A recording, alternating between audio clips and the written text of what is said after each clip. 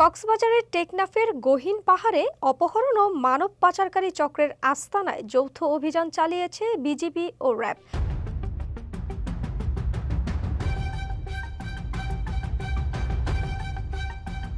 অভিযানে বিভিন্ন সময়ে অপহরণের শিকার ও সাগর পথে মালয়েশিয়ায় পাচারের জন্য জড়ো করা অন্তত ৮০ জন নারী, পুরুষ ও শিশুকে উদ্ধার করা হয়।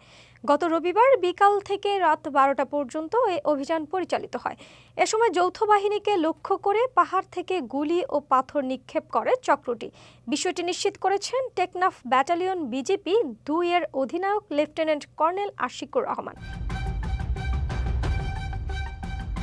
তিনি বলেছেন, টেকনাফ সীমান্ত দিয়ে মানব পাচার, অপহরণ ও মুক্তিপণ বাণিজ্য বেড়েই চলেছে। এসব বন্ধে সব সময় সক্রিয় রয়েছে আইন শৃঙ্খলা বাহিনী। এরই ধারাবাহিকতায় গোপন সংবাদের ভিত্তিতে টেকনাফে বিজিবি ও র্যাবের যৌথ অভিযান পরিচালিত হয়। এই সময় রাজারছড়া গহীন পাহাড়ি এলাকায় একটি আস্তানা ঘিরে ফেলে যৌথ বাহিনী। এ সময় অপহরণ ও মানব পাচারকারীরা যৌথ বাহিনীকে লক্ষ্য করে গুলি ছোড়ে। এ সময় উপর থেকে পাথরও নিক্ষেপ করে তারা।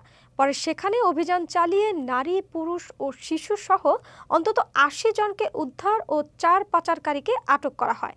অভিযানে ২টি দেশীয় ১ নলা বন্দুক, একটি বিদেশি পিস্তল ও ৩ রাউন্ড অ্যামুনেশন উদ্ধার করা হয়।